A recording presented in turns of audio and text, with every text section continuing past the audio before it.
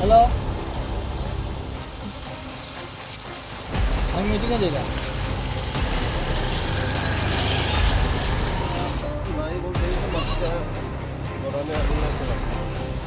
অন্নপূর্ণা ঘাট যেটা নতুন ব্রিজ, ওই ব্রিজ হয়ে ছোটদুধ পাতিল বাগান হয়ে কাটারওয়ালা হয়ে এরপরে ছোটদুধ পাতিল নাগেশ্বরীলা নাথপাড়া থেকে ওই রাস্তাটা যায় আমাদের ওই মডেল হসপিটাল দুর্গাবাড়ি যেটা। তো মোটামুটি অ্যাপ্রক্সিমেট 6-7 কিলোমিটার হবে।